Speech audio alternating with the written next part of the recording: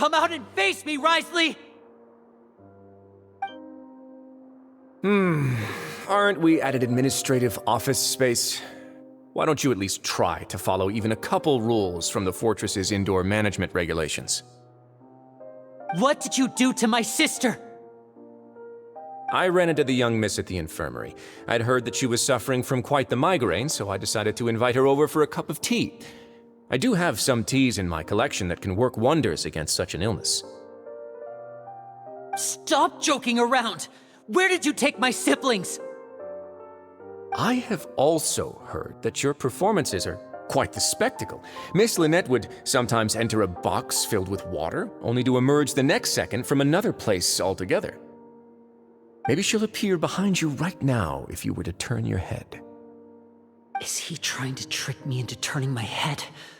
No, he's probably not looking to attack me right now. All of the hostages are in his hands, and he's even in the mood for small talk. That means Lynette is probably still alive. You knew we were investigating the infirmary from the start, so you deliberately aroused the Traveler's suspicions and baited us into continuing our investigation, just so that you'd be able to kidnap Lynette. As for Fremine, no, you probably didn't even interfere with Child's escape. You let him go, so you could purge the Fatui members that we had planted into your ranks. There was no need to do so. The Fortress of Meripede is a pretty pleasant place. Most people enjoy their lives here. The only ones who act differently are those with personal agendas. It was quite easy to identify your colleagues. You removed our original members and spread the news of Child's escape so Father would assign our team to come down and investigate. Fremine has also fallen into your hands, right? If you're oh so omnipotent and so in control, why would you need hostages? One correction. Lynette is in my hands right now, but Fremine is not. He's not? What do you really want? Lenny! Oh, wonderful. Everyone is here, so I'll only need to say this once. Thank you so much for cooperating with me. Eager and to the point, I see. Alas, only Miss Lynette is currently having a cup of the fortress's finest tea. Although, as per your original plan, Mr. Fremine should also have returned to the fortress by now. But he has neither shown up within my gates, nor has he been taken into any kind of custody. So where do you think he may be right now? Wait, you can't mean... You locked him outside in the sea? I closed the fortress's gate to the outside world. That's all. Fremine's a star diver, so he should be fine, right? No, we're still here, so he definitely tried to find a way to come back for us. So we can't assume he might have made a break for the surface. But why would I do this, you may be asking? To have an audience with you, of course. My intel tells me that Mr. Linney is a great magician, so it's only natural for me to want to have some cards of my own when it comes to negotiating. Besides, I do recall you mentioning to Miss Lynette that you've always wanted to have a face-to-face meeting with the Lord of the Fortress of Meripede, regardless of whether it was in a personal or a professional capacity. Well, you got your wish. So, you've been keeping tabs on us before we even set foot in the fortress. Some of my folks just happened to hear a thing or two, that's all. In any case, I will be straight with you. I was willing to play dumb and turn a blind eye, so we had a pleasant few days playing games together here. But once you started focusing on the Forbidden Zone, all of that changed. Mr. Linney, the cards are stacked against you right now. Miss Lynette is in my hands, and Mr. Fremine is still slowly being pickled out there in the brine. You know just as well as I that he cannot last out there forever. You need do but one thing to guarantee their safety. I would like you to contact your superior, and ideally invite her over for a cup of tea with me. You want to see Father? But why should she bother giving you an audience? Well, if she cares for the well-being of her dearest children, she should have plenty of motivation to join me for a parents' evening. I've heard that the bonds between the members of the House of the Hearth are like the bonds of family. I don't see why she would refuse. Why did you think Father sent us to handle the fortress of Meripede? This place is basically a no man's land. It wouldn't be fitting for anyone as important as a harbinger like Father to come here in person. Oh, I see. So it's because she doesn't care for my place here. That's such a shame. After all, I've amassed quite the tea collection. I was looking forward to sharing it with her. Both Monsieur Neuvillette and Lady Farina have already received many samples as gifts. Was this the extent of your master plan to get to Father? No matter how much pressure you may put on me, I won't allow you to use us to blackmail her. You people really are difficult to get along with. All I'm asking for is a face-to-face conversation. Does she truly have no interest in the fortress's secret? Mr. Linney, you have one last chance to invite your father here. If you refuse... Linny!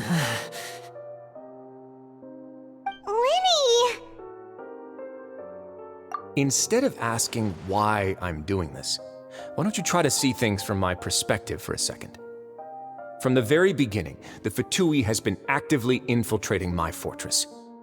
I gave you a warning by cutting off the first few operatives I found, but that only caused you to double down. Had you given up on the fortress then and there, I'd have no reason to want to talk.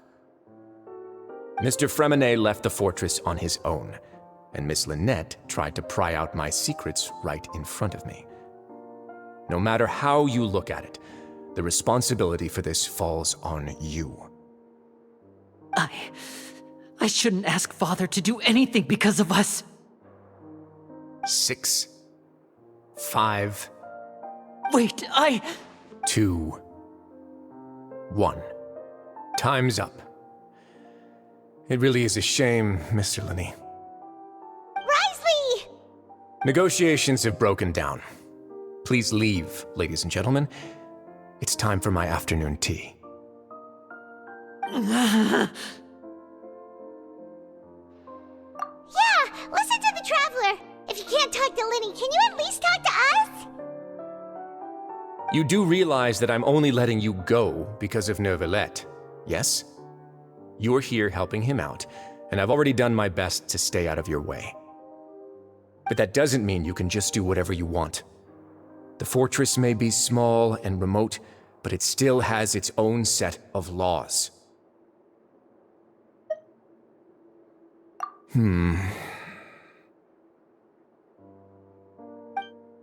Then how about this? Those who are capable deserve respect. You've spent quite some time investigating my home turf by now, so why don't you tell me a thing or two about what you found, I'll ask you 3 questions.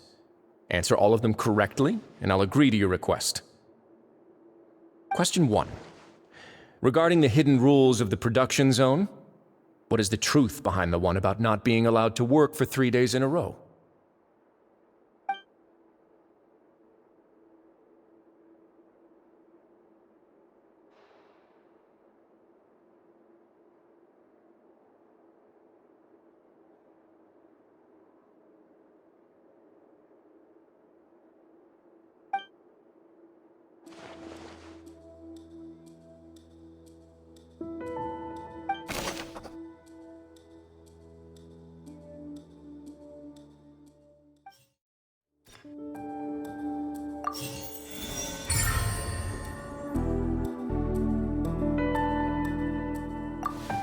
So that's what's going on.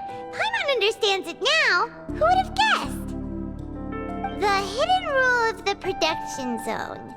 People are not supposed to work 3 days in a row, and if they do, they'll get strange meat in their welfare meal. At first, we thought this strange meat must have something to do with the people who disappeared. But in reality, they were all prepared by Sijuin, the head nurse. She often visits the production zone to observe the workers' health and makes a note of anyone who has worn themselves out after 3 full days of work. Out of her sense of duty as the head nurse, as well as her genuine concern for the workers' health, Sijuin visits the cafeteria right before lunch and cooks an extra dish for those who can use the stamina boost. Siegeween has only the best intentions with her surprise gift and doesn't want anyone to find out about what she does. However, unfortunately, Melusines as a race perceive the world differently from humans, and their sense of aesthetics is even more alien to us. The recipients of her lovingly prepared special meals cannot taste the care within and usually just freak out. Are we on the right track? Not bad. You've uncovered Siegeween's secret and even guessed her intentions correctly as well. It's nice to know that her efforts have not gone unacknowledged. All right, now for my next question. There are also some hidden rules in the Pancration Ring, including the one that you're not allowed to support both sides of a fight. Why is that?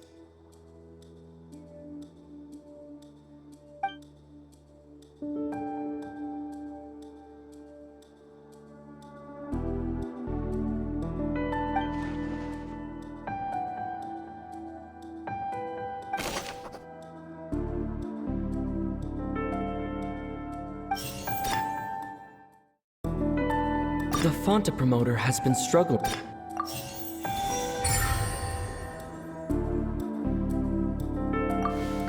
Paimon gets this rule too now, so there really was nothing to be afraid of.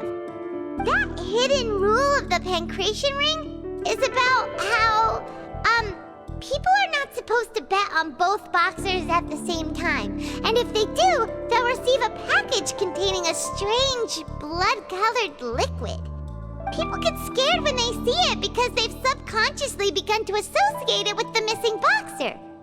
But really, it's just a bottle of the latest yet-to-be-named and packaged new Fanta trial product. A blood-red drink. It's no wonder even Fanta's own staff were questioning the company's decision-making. The company, facing backlash from its own staff, decided to try to trial the product on a smaller scale to see how it might be received by customers. They came to the fortress of Meropide and offered to sponsor the Pancration tournament so they could push their new product. But the Duke completely refused to even entertain the idea. The Duke, knowing how valuable coupons are in the fortress, knew that only total idiots who didn't understand their true value would bother buying a Fanta product here. And so, only those who proved their stupidity by being dumb enough to bet on two opposing sides of the same match were selected to receive the drinks.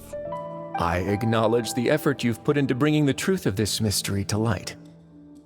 Although, based on your description, that Fanta promoter is a bit too careless with his words, I may just reconsider my collaboration with the company. All right, and here's the final question. What's the secret behind our head nurse and all of her patients in the infirmary?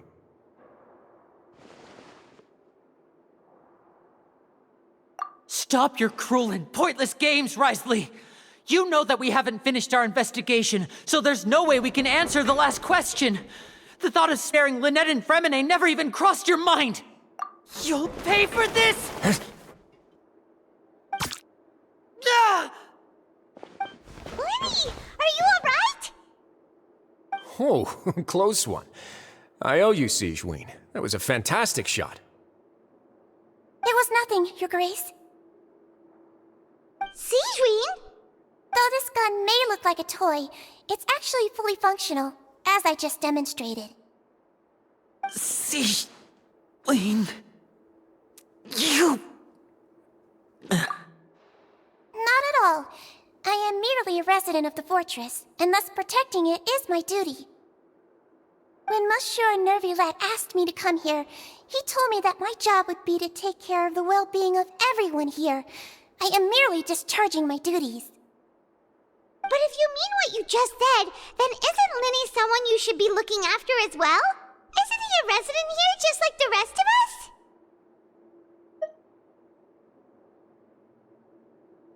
But I really am just doing what Monsieur Nervillette told me to do.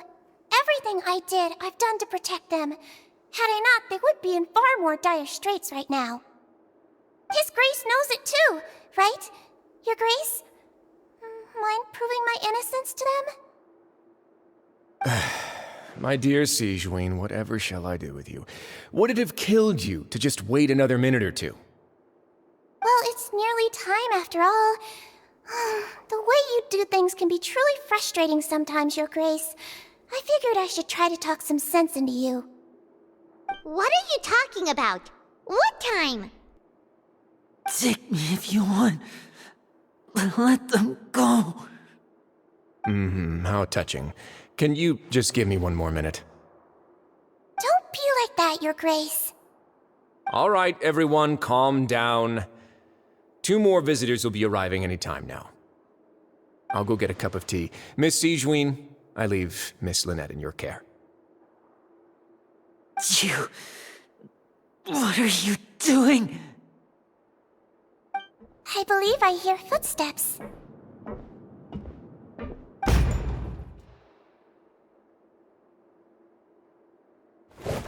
Some space, please. Ah, Miss Clarande. My door. Fremine... Fremine... What's going on? What is Clarande doing here? Work. I'm sorry about shooting you, Mr. Linney. The tranquilizing effect will begin to wear off soon. Please take it easy in the meantime, though. What happened to Fremine? Wasn't he diving just outside of the fortress? Why is he looking like this?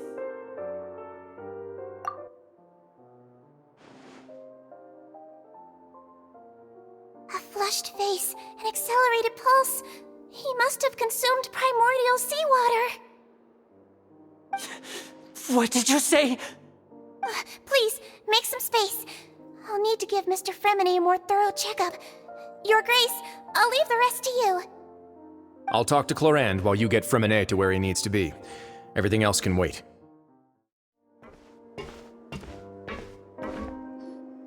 What's that look on your face? I thought I made good time on the way back. Oh, I'm just admiring your punctuality. Had you arrived just a few minutes later, Sigewinne may have been forced to shoot Mr. Linney again. How's the situation out there? The water has changed. It's pretty much as expected. The concentration of primordial seawater has increased significantly. I was only out there a short time, so it wasn't too bad. But if one were to stay for any significant amount of time, well, you can see how that boy's doing. Where was he when you found him? The abandoned zone at the end of the pipes. A good distance into the water. Closer than I thought. He must have recognized it early on and tried desperately to swim back. Locking the door was necessary. I don't think we could have saved 2. Well, I did try to convince him that I had my reasons. Never seems to work, though. It would probably work on Neuvillette. He has a knack for picking out who had good intentions, even when the outcomes were all terrible. It's a bad sign if you're having to plead your case to Neuvillette. Want some tea? Not particularly. If you want to drink some that badly, just say so. Fine, I'd like to get some tea. Want me to get you a cup too, since I've already made it? Might as well then, I suppose. Actually, do you have a towel? I would like to dry my hair.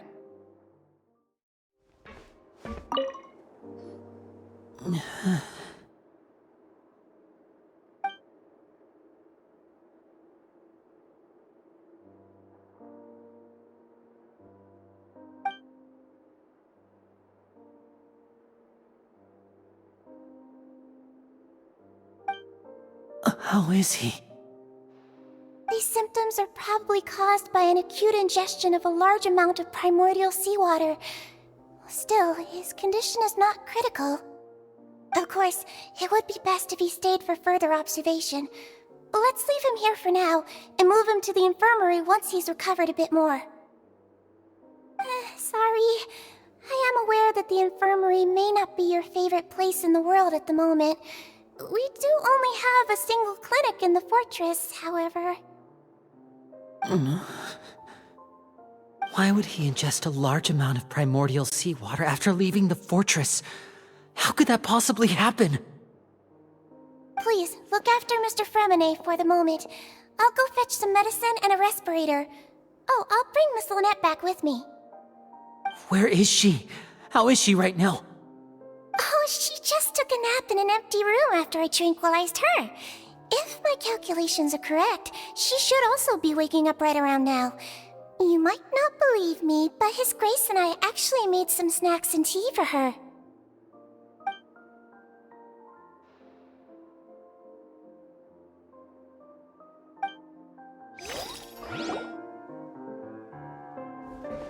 Linny, are you okay? I'll be fine. They're all here now. Don't worry about me. Are you sure? You don't look alright. My hands and feet are still a bit weak, but that's probably just the residual effects of the tranquilizer shot. I'm back, everyone. Lenny! Oh, Traveler, Paimon, you're here too. Fremine? Is he... He'll be fine. But for now, please help me lift him up.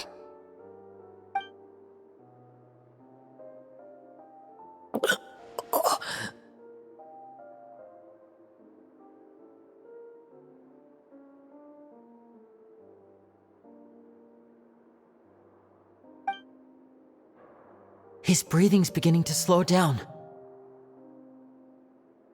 Give me a hand and help me get him to the infirmary. Yeah, I'll take him from this side. Lynette, together? On it. Traveler, you seem pretty worried about him. Want to come with us?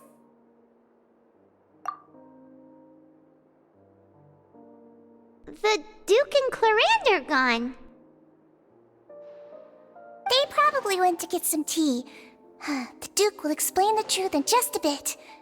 Miss Clarande will need a break, since she only just returned from rescuing Fremine out of the sea.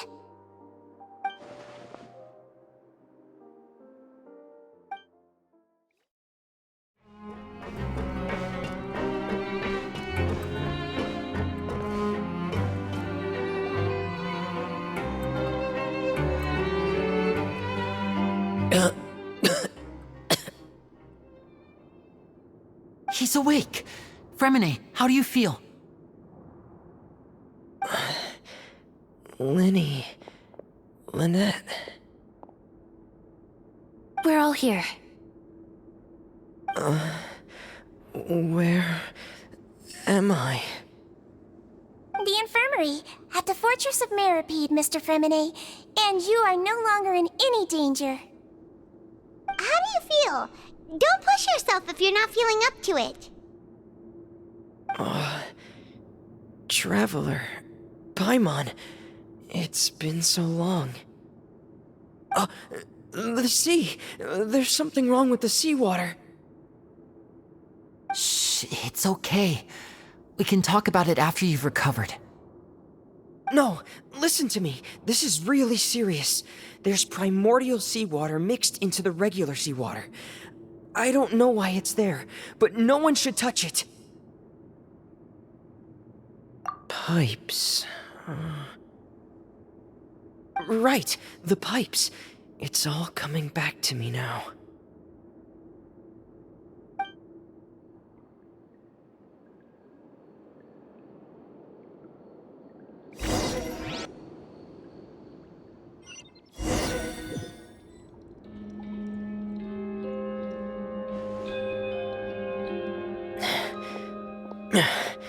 I'm in. Seems like this pipe hasn't been used in a long time. It looks abandoned.